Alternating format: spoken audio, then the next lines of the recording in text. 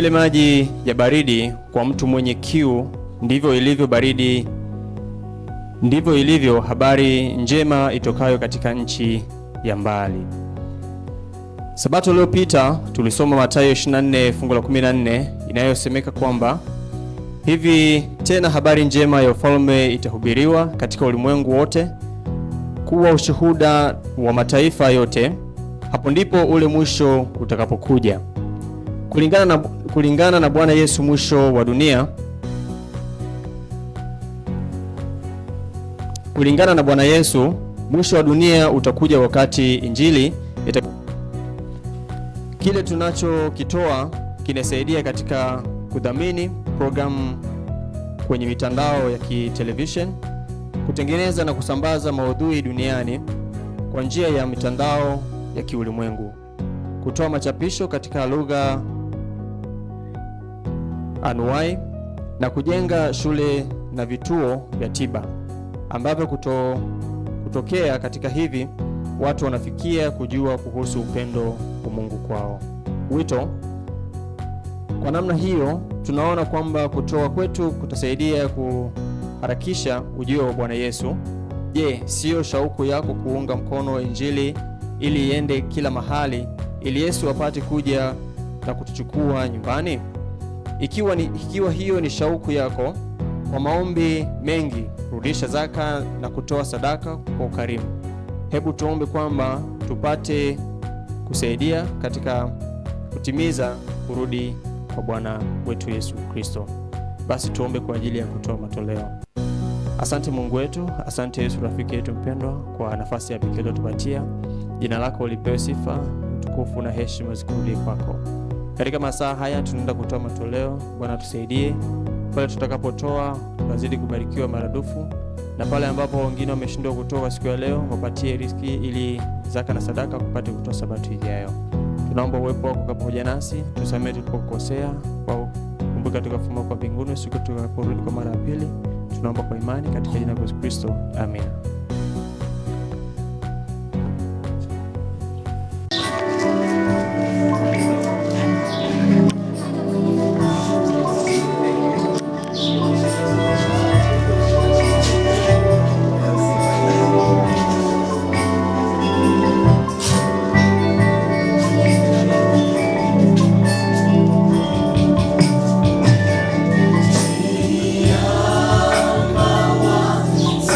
Oh,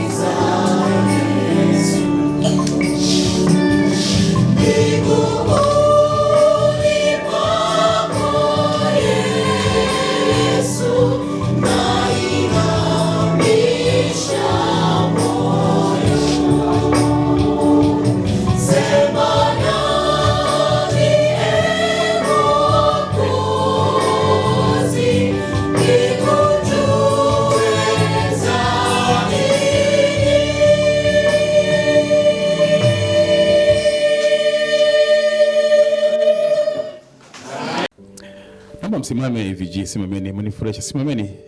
Yaani semeni amina. Wapeni amina kubwa.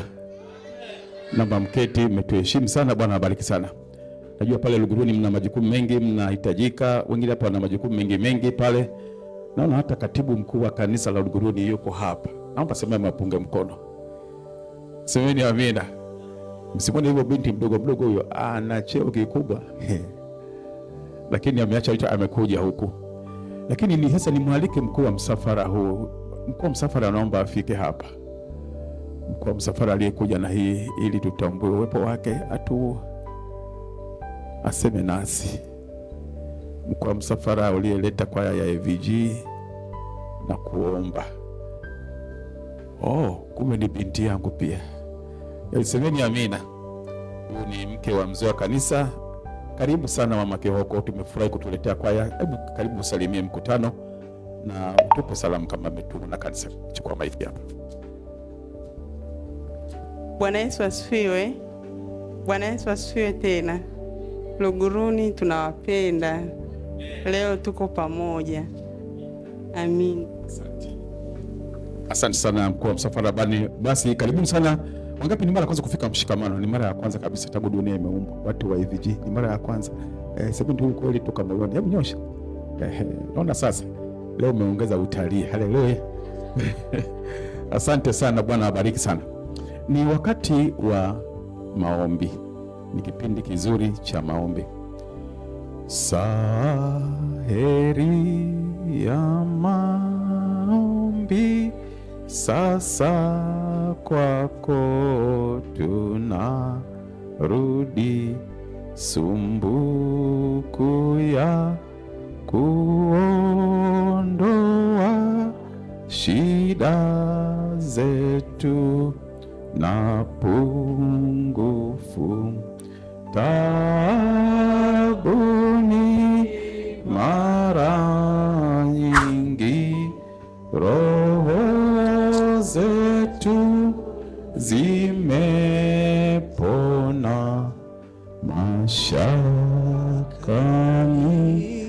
tumeshinda wakati wa saa. Kama una mambo yako yaandike, leta kwenye boksi, tunapoima fungu la mwisho. Kama una mambo ulioandika, leta kwenye boksi, itunaenda katika maombi. Fungu la mwisho. Saheri ya maombi tutazidi kuingia somani mwetu na ngome hata tuishapo mwendo. Yesu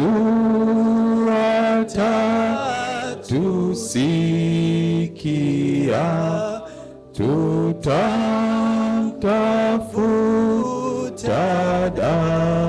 daima, na tutakapokutana tutamwona saa tamu. Baba mwema, Mungu mtakatifu, hii ni ile saa nzuri ya kuongea na wewe kama rafiki, kama baba, kama muumbaji, kama unayebeba mizigo yetu na kutuhurumia. Jambo tena useme nasi katikati ya kipindi hiki. Tunakualika kwa upendo katika Kristo Yesu. Amina. Marko 4 fungu la 35 mpaka 41. Kisa kimeandikwa sehemu zote katika vitabu vitatu vya Injili kimeandikwa. Anasema siku ile kulipokuwa jioni, akawaambia na tuvuke mpaka ng'ambo. Wakauacha mkutano, wakamchukua vile vile alivyo katika chombo, na vyombo vingine vilikuwako pamoja naye. Ikatokea dhoruba kuu ya upepo, mawimbi yakakipiga chombo hata kikaanza kujaa maji. Naye mwenyewe Yesu alikuwapo katika shetri, amelala juu ya mto. Haleluya. Yesu amefanya nini? Jamani, amefanya nini? Katikati ya nini? ya dhoruba, amelala juu ya nini? Ya mto. Sikiza kwa makini. Amelala katika shetri, amelala juu ya mto. Wakamwamsha, wakamwambia, mwalimu, si kitu kwako kuwa tunaangamia. Akaamka, akaukemea upepo, akaiambia bahari, nyamaza, utulie. Upepo ukakoma, ukawa shwari kuu. Akawaambia, mbona mmekuwa waoga? Hamna imani bado? Wakaingiwa na hofu kuu, wakaambiana, ni nani huyu basi hata upepo na bahari humtii? Sikiliza, dhoruba ina wangapi wamesafiri baharini? Ili somo kusijuzi kwa naongea na watu wa Luguruni. Wangapi mmekusafiri baharini kwenye chombo kile kinachotumia kitambaa kile, tanga, alafu tanga likakatika, alafu upepo likaanza kuyumba. Hivi baharini kuna shughuli ndogo? Ni kubwa. Ya kuna siku nilisafiri baharini na mke wangu na mtoto mchanga kwenye mtumbwi. Ulikuwa ni uzoefu mpya. Bahari imevuma, wanafunzi wanahaha. Alafu Yesu amefanya nini? Somo linasema amani tele katikati ya dhoruba. Kwani katika maisha yako umepigwa dhoruba nyingi, lakini Yesu akiwepo utapata usingizi. Wenda umepigwa dhoruba nyingi, umeshambuliwa dhoruba nyingi, pepo zimekuja kwako za shutuma, pepo zimekuja kwako za vitisho, pepo zimekuja kwako zimevuma, dhoruba za maradhi, dhoruba za kazini, dhoruba za majirani, dhoruba za madeni, dhoruba za mahitaji, dhoruba za kodi ya nyumba, dhoruba za kutishia ushirikina, dhoruba mbalimbali zimekutishia. Hata usiku wa leo hujapata usingizi, leo nakuombea upate usingizi. Kwani katika masomo yako, masomo yanakuwa magumu, mwalimu anafundisha, unaona mashimashi tu, huelewi kabisa, unapata ugumu katika masomo, unatishiwa kwamba huenda utashinda masomo, ni dhoruba, unakosa usingizi, unakesha unasoma lakini huelewi. Leo Bwana nakutembelea. Dhoruba zimekuja za kila aina katika maisha yako, dhoruba katika mahusiano, dhoruba katika ndoa, dhoruba katika maisha ya labda ya uchumba. Mchumba wako amekutishia, mara atakuacha, mara ukipiga simu hapokei, mara kutoa message hajibu. Umekosa usingizi, kwamba kwani kuna nini? Unakosa usingizi. Leo Bwana nakupe usingizi. Leo Mungu nakupe amani. Asubuhi ya leo, hebu tafakari dhoruba ambazo zimekushambulia. Hata usiku leo huenda hujapata usingizi. Mahitaji ni mengi, huenda nina madeni, huenda afya inanisumbua, huenda katika ukoo tuna mizozo mingi ya kifamilia, tunagombana na ndugu, tunagombana na majirani, tunagombana na wazazi, tunagombana na watoto. Hata usiku umekesha unawaza, unatamani Mungu akupe amani. Dhoruba yako unaijua. Ikiwa dhoruba yako unaijua, unatamani Mungu aikomeshe, akupe amani. Yesu katikati ya dhoruba amelala, sababu moyo wake una amani. Akamwambia, mbona hamna imani? Akupe amani. Yesu amani aliyokuwa nayo anipatie, akupatie, ili katikati ya dhoruba zako leo azikomeshe. Jipe moyo, anakuita ili akupe amani yake inayodumu hata katikati ya dhoruba. Hebu itafakari dhoruba yako inayokusumbua, ambayo imekutisha, imekunyima amani. Ukishajua unataka uilete kwa Yesu bila kuangalia mtu alipe mimi na wewe. Sisi tusimama kwa miguu yako, uje mbele, tumwambie Mungu, leo nipe amani. Tembea kwa miguu yako. Usiangalie habari ya kila mtu ana dhoruba zake zinazomtisha. Tembea uje hapa, tumwambie Mungu habari ya dhoruba inakusumbua, dhoruba ambayo imekutisha, lakini leo Mungu na akaikomeshe katika ujana wako, katika ndoa yako, katika ofisi yako, katika biashara yako. Mtaji unakata, mbona mtaji unakata? Lakini unatamani leo Mungu aitulize dhoruba, katikati ya dhoruba akupe usingizi. Nitamwalika mama mchungaji. Mama mchungaji, naomba uje hapa mbele. Mama mchungaji atatuombea, afu na mimi nitaomba. Aombe Mungu atulize dhoruba ambazo zinatunyima raha katika maisha yetu. Mama, karibia hapa. Akishamba mama mchungaji, na mimi nitamalizia. Karibu, jipe moyo. Mungu anajua vinavyokutisha, anajua vinavyokukosesha usingizi. Basi Mungu na akupe haja ya moyo wako. Kila kichwa kimeinamishwa, tunakwenda kuomba sasa. Saheri ya sala tunapojivili tukija kwake Yesu rafiki, tukiwa na imani kwamba tumekuja kwako Mungu wangu. Wewe ni Baba, wewe ni rafiki Baba, tunakimbilia kwako. Asubuhi ya leo tunaleta mizigo yetu miguuni pako. Tunakuomba Baba ukatupokee. Hakuna mwenye dhambi aliyekuja kwako ukamwacha.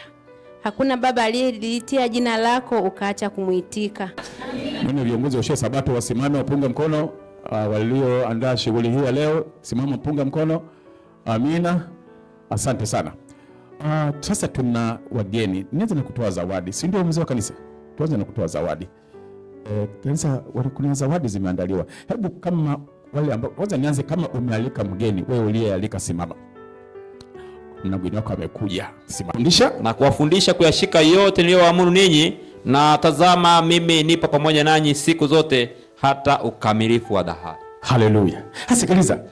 Muda huu ule mnafuatia Biblia ni muda ambao Yesu amekamatwa. Alikamatwa siku gani Yesu? Ilikuwa siku gani? Alhamisi jioni. Baada ya kula meza ya Bwana na wanafunzi wake. Akakamatwa kwenye bustani ya wapi? Getsemane. Akateswa usiku wote. Ijumaa asubuhi Yesu akapelekwa mlima unaitwa wapi? Yesu akahukumiwa na Pilato, akahukumiwa kifo. Yesu akapelekwa kwenye mlima akasulubiwa. Muda utoshi kuelezea, lakini hii ilikuwa tarehe 14 mwezi wa kwanza 2000 mwaka wa 31 AD. Tarehe 14 mwezi wa kwanza, si kusema Januari, hivyo mwezi wa ngapi?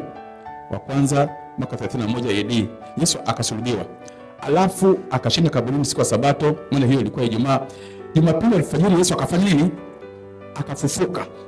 Sasa kwa kuwa kuna sintofahamu, wengine wanaamini, wengine hawafanyi nini? Hawaamini. Sasa Yesu aliwaambia kwamba nikifufuka nitatembea kwenda wapi? Galilaya. Wanafunzi wake akasema, ndipo wale 11 wakaenda kama alivyowa. Asema walipomuona wakafanya nini? Msoma hapo msomaji. Na walipomuona walimsujudia. Lakini baadhi yao waliona shaka. Mzee Bure, nikatafuta sana katika maandiko. Je, hao waliona shaka ni kina nani? Sasa maandiko ya Kiswahili kidogo yana ukomo. Anasema lakini baadhi yao wakaona shaka. Kwa ile lugha ya asili ya Kiyunani anaposema baadhi yao, kusoma katika mafunuo ya roho ya unabii, anasema hao baadhi yao hawakuwa miongoni mwa wale 11. Anasema ni baadhi yao, amesomea neno hetero. Yaani ni baadhi yao kando ya wale 10 ngapi? 11. Wale 11 walisujudia hapo hapo, maana waliamini. Lakini baadhi yao, kwa sababu walikuwa wengi, walikuwa zaidi ya 120, walikuwa wengi. Sasa walipomwona hivi, ni yeye kweli amefufuka. Sasa wengine baadhi wale waliokuwa wamekwenda, hebu nione watu waje hapa kama watu 4. Haraka tuje hapa watu 4 ili tuonyeshe mtu anayekuwa na mashaka. Watu 4 wa kiume na wa kike, wote wale muangalie hivi haraka tu. Hakuna mtihani mgumu. Ila naomba mmoja wenu ajiandae kuwa na mashaka. Hii kazi mimi nataka nimpe nani atakokuwa na mashaka hapa. Yusufu yuko wapi? Yusufu njoo. Yusufu kimbia. Yusufu njoo. Najua Yusufu haya mambo anayaweza. Yusufu njoo hapa. Sasa hebu Yusufu, hawa ni wanafunzi wa Yesu na watu wengi wameenda kumwona Yesu akiwa wapi? Jamani, aliwaambia wamuone wapi? Galilaya. Sasa hawa hebu ongezeke mwingine mmoja. Akija wa kike itakuwa nzuri zaidi. Ili Janeti asiwe peke yake. Asante binti yangu, njoo kabisa hapa. Sasa Yusufu, tuseme wewe tu ndiye utakaye una shaka. Hasa tutaona mtu aliye una shaka atapigaje magoti kwa mashaka. Sasa Yesu yuko mbele yao. Alafu walipomwona tu akasema wakasujudia. Kwa hiyo ninyi wengine 4 mtapiga magoti mara moja. Afutuone Yusufu ataonaje shaka? Yeye aonyeshe mashaka kwamba hivi ni kweli au sio kweli. Haya, wale wanne piga magoti, afu Yusufu aonyesha shaka.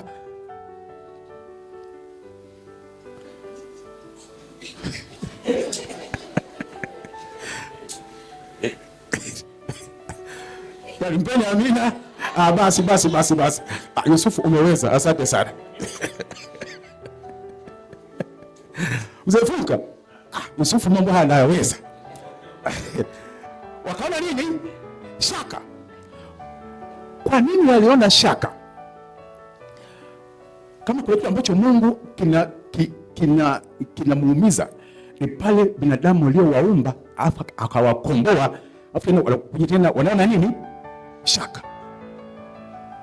Je, katika Biblia kuna watu waliofika mahali nao wakaona shaka? Kitabu cha Mwanzo sura ya 3, soma haraka. Mwanzo sura ya 5. Anzia sura ya 3, anzia fungu la kwanza. Huyu ni mtu wa kwanza aliyeona mashaka kuhusu amri ya Mungu. Soma haraka. Mwanzo 3:1 anasema, basi nyoka alikuwa mwelevu kuliko wanyama wote wa mwitu aliwafanya Bwana Mungu. Akamwambia mwanamke, ati hivi ndivyo alivyosema Mungu, msile matunda ya miti yote ya bustani? Mwanamke akamwambia nyoka, matunda ya miti ya bustanini twaweza kula, lakini matunda ya mti ulio katikati ya bustani Mungu amesema, msiale wala msiaguse, msije mkafa. Nyoka akamwambia mwanamke, hakika hamtakufa, kwa maana Mungu anajua ya kwamba siku mtakayokula matunda ya mti huo mtafumbuliwa macho, nanyi mtakuwa kama Mungu, mkijua mema na mabaya.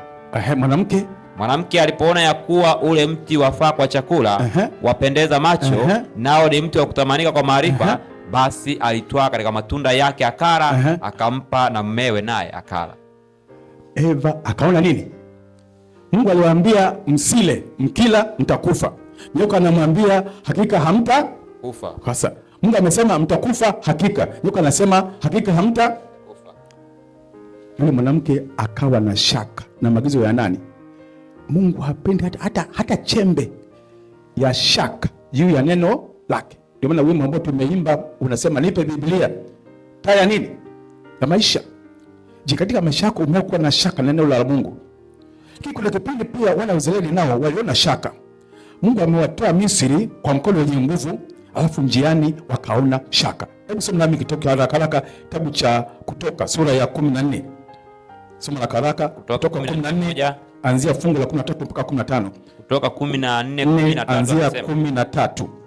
Anasema, Musa akawaambia watu, msiogope, simameni tu mkauone wokovu wa Bwana atakaowafanyia leo, kwa maana hawa Misri mliowaona leo hamtawaona tena milele. Bwana atawapigania ninyi, ninyi mtanyamaza kimya. Haleluya. Wametoka Misri, Mungu amewaokoa. Walikuwa watumwa kwa miaka 430. Wako njiani, lakini nyuma tena wakaona tena bado tena majeshi ya Farao yanawafuata. Wakaona shaka, wakaona wasiwasi, wakaona hofu, wakasahau kwamba Mungu ni mwaminifu. Je, kizazi cha leo, je, kina mashaka na maagizo ya Mungu? Je, kina mashaka? Je, dunia ya leo imejaa mashaka na hofu? Je, dunia ya leo imejaa wasiwasi? Je, dunia ya leo, kuna mtu mmoja alimwona Yesu akitembea kwenye juu ya maji. Hebu soma na mkisa hicho. Mathayo 14 fungu la 31. Mathayo 14 fungu la 32 ndio. Anasema, mara Yesu akanyosha mkono wake akamshika. Anzia nyuma kidogo. Anzia 30. Lakini alipouona upepo akaogopa. Jamani, huyo ni nani? Petro.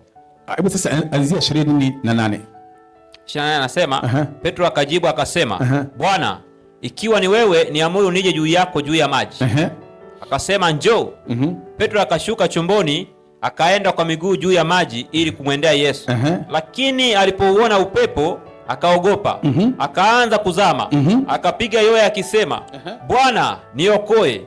Mara Yesu akanyosha mkono wake akamshika, akamwambia, ewe mwenye imani haba, mbona uliona shaka? Ewe mwenye imani haba, mbona uliona shaka? asante sana. Akamshika. Ndugu zangu, kwa nini somo tumeleta mchana wa leo? Tunapokuwa katika zama hizi za siku za mwisho, watu wa dunia hii wameanza kuwa na mashaka na maneno ya nani? Ya Mungu. Wanaanza kusema mbona limesema hivi? Kwa nini lisingesema hivi? Wanatamani wayabadilishe yaende wanavyotaka. Wanatamani wayabadilishe yafae. Hili neno Mtume Paulo aliliona, akamwandikia Timotheo kwamba katika siku za mwisho watu wataibua mashaka na maswali juu ya neno la Mungu, wakitaka walete nadharia zao na mawazo katika neno la Mungu. Soma nami Timotheo wa pili sura ya 4 anzia fungu la 3. Timotheo wa pili sura yake ni ya 4 aya ya 3 anasema, maana utakuja wakati watakapoyakataa mafundisho yenye uzima. Watakataa mafundisho yenye nini? Yenye uzima. Ila kwa kuzifuata nia zao wenyewe watajipatia walimu makundi. Kwa kuwa wana masikio ya utafiti. Nao watajiepusha wasikie yaliyo kweli na kuzigeukia hadithi za uongo. Bali wewe uwe na kiasi katika mambo yote, vumilia mabaya, fanya kazi ya mhubiri wa Injili, timiliza huduma yako. Asante sana. Kama katika siku za mwisho watu watahoji, hivi mbona Biblia imesema hivi? Kwa nini isingesema hivi? Kwa nini Mungu amekataza hili? Mbona halina shida? Kwa nini Mungu ameelekeza hivi? Na kwa bahati Biblia hii ambayo tumeimba wimbo ule, nipe Biblia taa ya maisha, imethibitishwa. Maagizo ya Mungu hayana kosa hata hili. Anasema zama zitapita, lakini neno la Mungu litasimama siku ngapi? Milele. Hili neno. Sasa wanadamu, kwa sababu tunataka mambo yetu, ndio maana watu tumelipindisha kwamba kwa nini Biblia imekataza imekataza kupiga bia angalau 2 hivi? Hakuna kafungu kanako ruhusu? Kwa nini Biblia imekataza zinaa? Kwa nini Biblia imekataza uongo? Kwa nini Biblia imekataza tabia hii? Kwa hiyo kwa nini Biblia isingesema hivi? Kwa nini Biblia haibadiliki na nini? Na wakati. Lakini neno la Mungu liko pale pale. Neno la Mungu limehakikishwa. Walio salama, ndugu zangu wageni na ndugu zangu wenyeji, walio salama ni wale ambao wanachukua neno la Mungu kama taa ya Mungu. Hebu soma nami Zaburi 119 fungu la 105. Zaburi 119 fungu la 105 anasemaje? Zaburi 119 fungu la 105 anasema, neno lako ni taa ya miguu yangu na mwanga wa njia yangu. Haleluya. Neno lako ni taa ya miguu yangu na mwanga wa njia. Mimi nimekulia kijijini.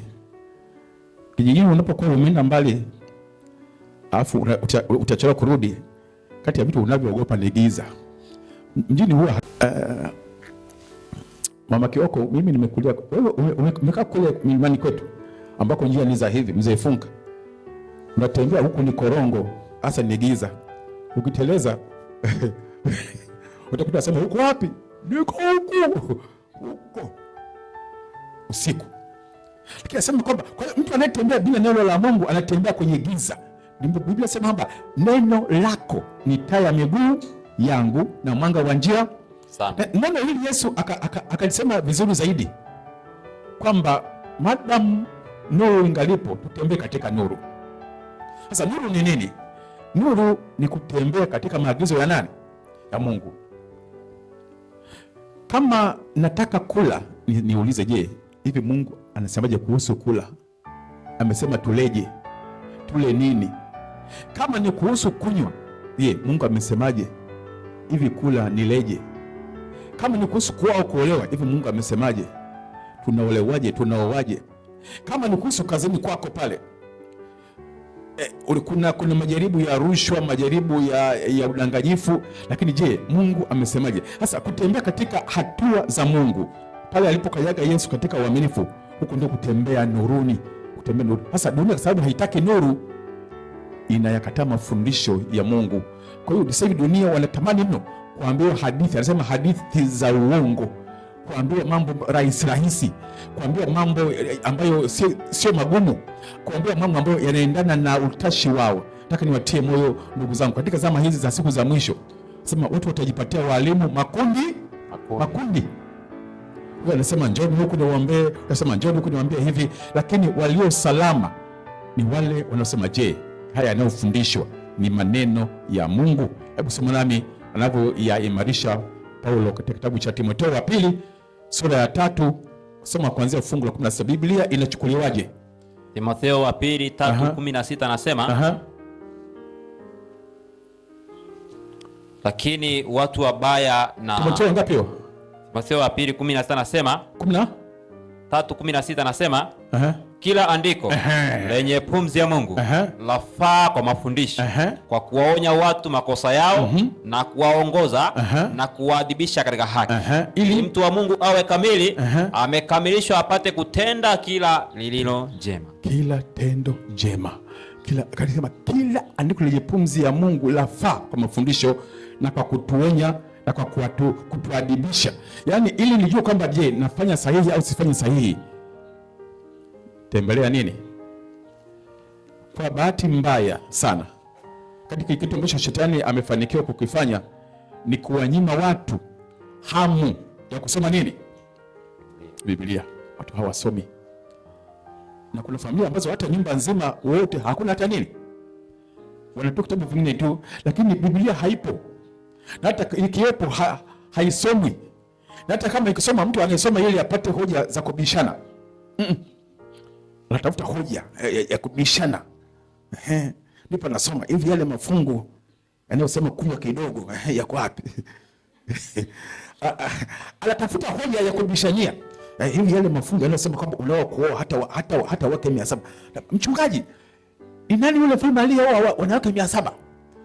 Yaani anatafuta hoja kwamba pastor, kama huyu alioa 700, je, mimi nikioa 3? Si mimi na nafuu kuliko? Yaani mtu anasoma Biblia ili apate hoja ya kushindania uovu wake. Hapana, Biblia ni taa ya miguu yangu na mwanga wa njia yangu. Yaani ituongoze. Biblia sio ya kujengea hoja. Ukweli wa Biblia utabaki kuwa ule ule. Hebu soma nami Petro wa pili 1. Tunapokwenda kumalizia, Petro wa pili 1.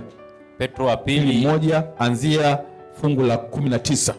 Petro wa pili 1:19 anasema, nasi tuna lile neno la unabii hilo imara zaidi, ambalo mkiliangalia kama taa ing'aayo mahala penye giza. Kama taa ing'aayo mahali penye nini? Penye giza. Penye giza mwafanya vyema hata mpaka kutakapopambazuka na nyota ya asubuhi kuzuka mioyoni mwenu.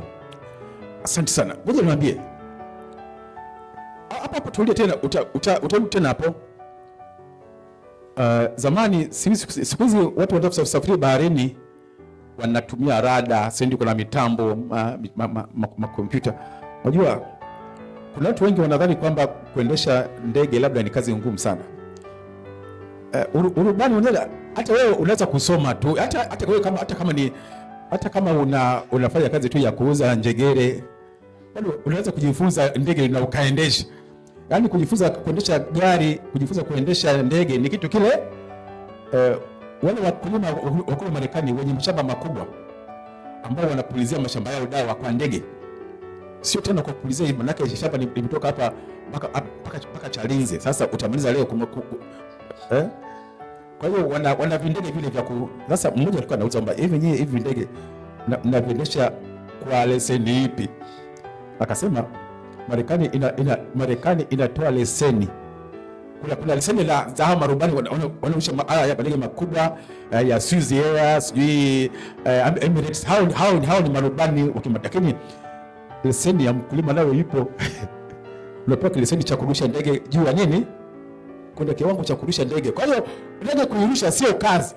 Sasa kwa nini nimesema ile kwamba siku hizi watu wanaongozwa na mitambo tu, unabonyeza kule kwenye uwanja unakwambia pita hivi, sogea hivi, shuka hivi, mita hizi, na pale kwenye dashboard inakuonyesha kila kitu.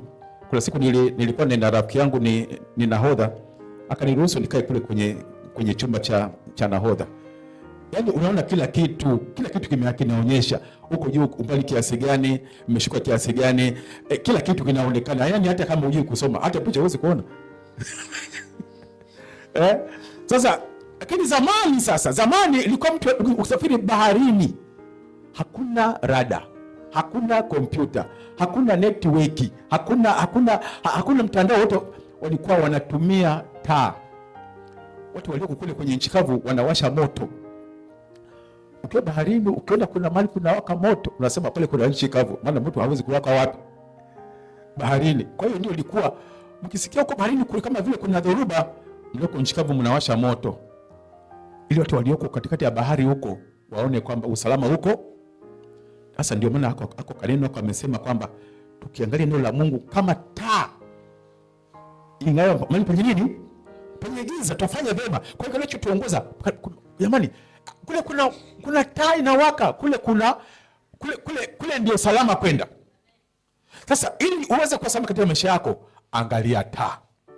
Hebu nyanyua juu taa yako. Sasa wale ambao mna Biblia leo, nyanyua Biblia yako juu. Hata kama iko kwenye simu, nyanyua simu hivyo hivyo. Jamani, mwambie jirani yako hii ndio taa. Mwambie ifuate hii. Mwambie achana na maneno ya watu. Mwambie fuata taa. Haleluya. Sasa hii ndio taa ambayo nasema kwamba mkiangalia kama taa inayong'aa pale penye giza, mwafanya vema. Nataka niwatie moyo wageni wangu na wenyeji. Katika zama za leo ambapo dunia imejaa mafundisho, mara njoni huku tuombe, njoni huku tuambie, njoni huku kuna miujiza. Fuata nini? Taa. Tena leo nawaalika. Sema Mungu, katika maisha yangu natamani niangalie upya neno lako. Usitosheke na kile ambacho unakijua. Kila siku ongeza. Kila siku tafuta kujua kwamba hivi Mungu anataka nini katika maisha yangu. Nimezaliwa ili nifanye nini? Wajua kuna mtu alizaliwa ili akae tu ule ugali. Yaani hiyo biashara, zawadi, hiyo biashara haipo. Ya kula ugali tu duniani. Kila mtu ana kazi aliyopangiwa aifanye alipozaliwa. Yaani sasa sisi matimia kwamba watu wengi hatujui kama nimezaliwa kwa ajili ya kazi. Nipo tu napiga ugali, tendo ugali wenyewe wa kuvizia vizia. Nikipiga debe pale, jamani kani yako mimi mwenyewe siendi. Nikipata 200 basi. Maisha yanafanya nini? Sio hiyo uliyozaliwa kwayo. Mwambie jirani yako, una jambo la kufanya. Mwambie soma neno. Ili ujue ni kwa lipi ulizaliwa hili neno. Kwa hiyo ili mtu ajue kwamba kwa nini amezaliwa, kwa nini ameumbwa, kuna kulifuata neno, kuisoma na kuliangalia neno la Mungu. Kule kipindi katika Israeli napomalizia, walipoteza kabisa mwelekeo, walimsahau Mungu kabisa, wakamsahau Mungu kabisa, na watu wakashindwa kujua kwamba Mungu yuko wapi, na watu wakaishi maisha ya kubahatisha, sababu walikuwa wamepita wafalme kadhaa waliokuwa waovu, wakaizima taa, wakaizima neno la Mungu, wakamsahau Mungu, wakaweka ya kwao. Kitabu cha Wafalme wa Pili, namalizia hapo. Wafalme wa Pili sura ya 22. Soma haraka msomaji wangu uone. Yaani taifa zima walipoteza neno la Mungu. Waliingia wafalme waovu, wakaficha Biblia ambayo zamani ilikuwa inaitwa Torati, wakapoteza magongo, alafu wakaanza kuishi kwa kubahatisha. Akaja mfalme mmoja kijana, alianza kutawala akiwa mtoto. Akakuta mbona nchi inaenda ndivyo sivyo? Ni kama hivi Tanzania katiba ipotee. Alafu viongozi waseme jamani katiba sijui iko wapi. Sasa kila mtu aende anavyotaka. Kusoma nami haraka 22 anzia fungu la kwanza mpaka fungu la 7 kwanza. Wafalme wa Pili 22 fungu la kwanza nasema, Yosia alikuwa na umri wa miaka 8 alipoanza kutawala. Akatawala miaka 31 katika Yerusalemu. Na jina la mama yake aliitwa Yedida, binti Adaya wa Bezi-Kadhi. Akafanya yaliyo mema machoni pa Bwana, akaenda katika njia yote ya Daudi baba yake, wala hakugeuka upande wa kuume wala upande wa kushoto. Ikawa katika mwaka wa 18 wa mfalme Yosia, mfalme akamtuma Shafani mwana wa Azaria mwana wa Mshalamu mwandishi nyumbani kwa Bwana akisema, enenda kwa Hilkia kuhani mkuu, ili aifanye hesabu yote inayotolewa nyumbani mwa Bwana, ambayo mabawabu wameipokea kwa watu. Tena waitie ile fedha katika mikono ya wafanyakazi wanaosimamia nyumba ya Bwana. Wakapewa wakapewe wafanyakazi waliomo ndani ya nyumba ya Bwana ili wapate kutengeneza mahala palipobomoka ndani ya nyumba. Wapewe maseremala na wajenzi na waashi ili kununua miti na mawe yaliyochongwa wapate kuitengeneza nyumba. Lakini hawakuuliza habari za ile fedha. Yaani kama hapa hivi nyumba ile mkute, jamani, mkute vitu vimepinduka tu humu. Akaanza upya kupatengeneza. Akaanza kutengeneza, lakini anatengeneza tu matengenezo yanayoonekana. Akamwambia tufanyeni usafi. Tunataka tuanze ibada, lakini mwongozo hana, lakini anzeni ibada. Sasa katika kufanya pale hapo wakaanza sasa kuvurumua maboksi ya zamani, makabasha ya zamani, wanapovumbua vitu wakaona kitu. Sasa endelea kusoma kwenye fungu la 8. Anasema, naye Hilkia kuhani mkuu akamwambia Shafani mwandishi, nimekiona kitabu cha Torati katika nyumba ya Bwana. Hilkia akampa Shafani kile kitabu, naye akakisoma. Shafani mwandishi akamwendea mfalme, akamletea mfalme habari tena, akasema, watumishi wako wamezitoa zile fedha zilizoonekana ndani ya nyumba, nao wamewakabidhi wafanyakazi wanaosimamia nyumba ya Bwana. Endelea. Kisha Shafani mwandishi akamwambia mfalme akasema, Hilkia kuhani amenipa kitabu. Shafani akakisoma mbele ya mfalme. Ikawa mfalme alipokwisha kuyasikia maneno ya kitabu hicho cha Torati, alilalua nguo zake. Sikiliza. Kwa nini mfalme alizilalua nguo zake? Amegundua kwamba kumbe wanavyoishi sasa kumbe wanavyoishi na ile ambayo Mungu amesema vitu viwili tofauti, lakini walikuwa hawayajui. Kitabu kile kimepotea. Kwa katika maisha yako kitabu kimepotea, hukisomi. Mchana leo kitabu kimepatikana. Amen. Mwambie jirani yako kimepatikana. Mwambie sasa una nuru. Taifa zima lilikuwa hawajui mwenendo. Sasa wakakiona, wakakisoma, kusema si ndio hiki. Wale waliposikia kitabu kinasema usiibe, wao wamekuwa wizi karibu wote. Kitabu kimesema rudisha zaka na sadaka, wao wamekula zaka ya Bwana yote. Kitabu kimesema usizini, wao uzinzi ndio mtindo wa maisha. Kitabu kimesema usiseme uongo, wao ndio uongo ndio mtindo wa maisha. Mfalme akararua nini? Nguo zake, sababu ameona kumbe wanavyoishi ni tofauti na maagizo ya nani? Mchana leo nataka nikualike, je, natamani sasa usiwe tena na mashaka na neno la Mungu? Dunia inapobebwa na mawimbi ya mafundisho ya uongo, dunia inapopotea, wewe miongoni mwa ambao utalijua neno la Mungu.